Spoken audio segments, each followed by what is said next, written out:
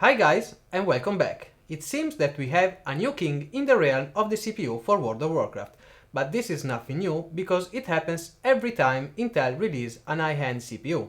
And now I'm here to tell you by how much.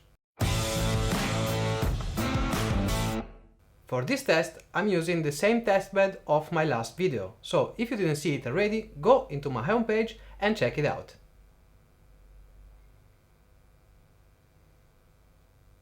Let's start with the first test.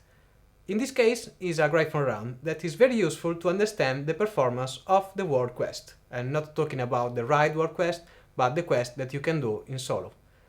In this test, I'm flying by the lowest point in cool tiras from the upper point. As you can see, we have in 4K an head-to-head between the Core i9 and the Core i7 8700K. More or less the same situation in 1440p.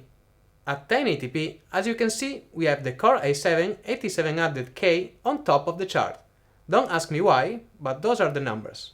Followed by the Core i9, overclocked and at default, and then the 8700K at default. A quick summary, we have the Core i9 and the Core i7 8700K really fighting each other. Of course, that the Core i9 1900K overclocked is still the best. And now the dungeon performance test. WAYCREST MANOR, my favorite.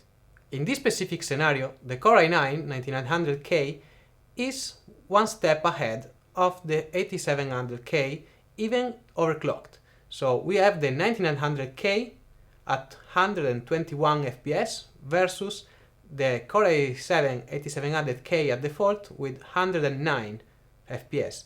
And something that is very important is the 1% low. So we have 80 versus 72. We are talking about 10% difference. And last but not least, raid benchmarks. Here is where this CPU really shines, because at default speed is equal or slightly better than the 8700K overclocked, and far more powerful than an 8700K at default. If we count that we can overclock a bit the 1900K, we are 30% more of a default 8700K. And look at the 1% low or 0.1% low.